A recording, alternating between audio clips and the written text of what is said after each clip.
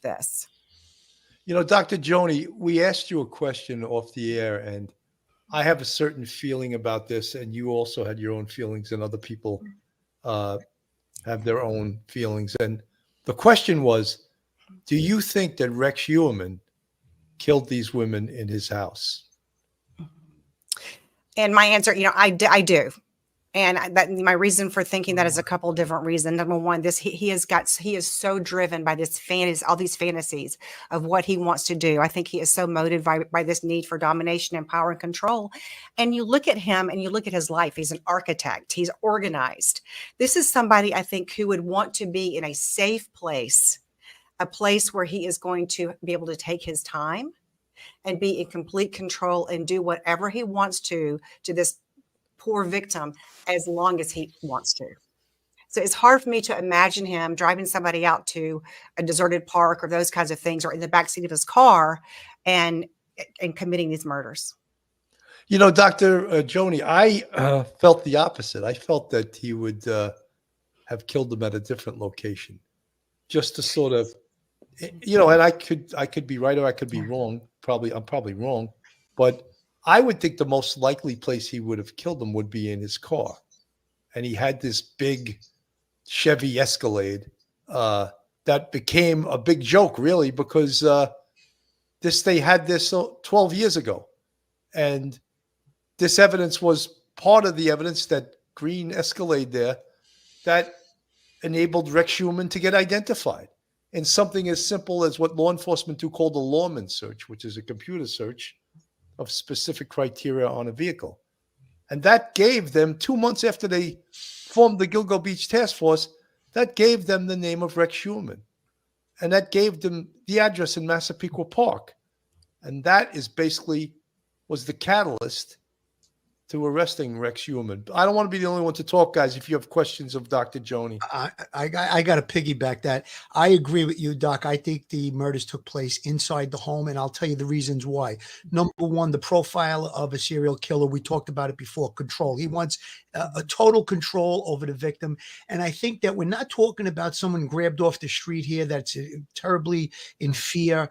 These are sex workers that probably dealt with maybe trying to get ripped off, a person that didn't want to pay. So I think that even more tells me that it probably happened in a location that he could control. I'm seeing it as maybe down the basement of the house, a secluded area, something that if there was screams wouldn't be heard so easily. I don't think in the backseat of a car or in a public location, even if it's a desolated location, is going to be something that he would risk where his victim could get away. That's what I'm seeing as far as everything that I've been told about this case.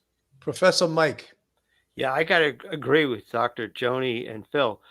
He's a control freak, and I think he doesn't want to be in a 1 hour no-tell motel with thin walls and people walking down the hall outside, management being able to pick up a phone, call the police. There's a disturbance going on in room 12. I think he probably did this stuff acting as a husband who's just cheating on his wife, maybe make those girls feel a little bit more comfortable that this is just an ordinary guy, just doing a little crazy stuff on the side. I think he probably took them down the basement, and in some sort of vault or some sort of room that was insulated. I think Phil's right. Yeah, this way the screams can't be heard or anything like that. His family was out of town. I know at least on one occasion, or maybe all occasions, they were out of town, and therefore he had a lot of time, a lot of freedom, and he knew that he was alone and he was in total control. I think it's all about, for him, just the control. Yet Dr. Joni, we hear about control, we hear about power, but when you look at Rex Heuermann's personality, he wasn't a very brave guy. I mean, he was scared away by the pimp of Amber Costello and threatened and took off like a scared rabbit, and then realized he got ripped off and called her back and then took her the next night and apparently murdered her the next night. So he wasn't this, is that common for a serial killer, that inside they're little scared boys? 100%. I mean, certainly when we're talking about these kinds of serial killers, because think about it. I mean, there's no level playing field here, right? There's no attempt for there to be some kind of matching of wills or some kind of, let me see if I can find somebody who's my equal to see if I can conquer them. No, serial killers who are interested in power and domination and control, and most of them are, many of them are, they're setting things up where the odds are stacked in their favor from the very beginning. And so, if there's an actual contest, like, another guy comes at them or the Amber Costello's pimp comes after him or whatever, yeah, they're going to run away or whatever. But in a situation where you have somebody who's you've talked this person to coming with you, you're getting them in a location, you know what you're going to do, you're bringing rope or whatever your tools are or whatever, what kind of odds does this person have? You can trick them. So I think most, sexually motivated serial killers, they're cowards.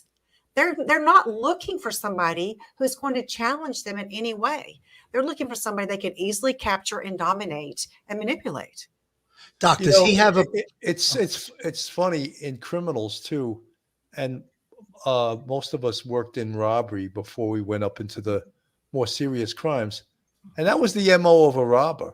A robber wanted to rip off someone that was either drunk or weak or an old lady or helpless in some way. And it goes for perhaps a criminal personality that is not just a serial killer, but probably other crimes also.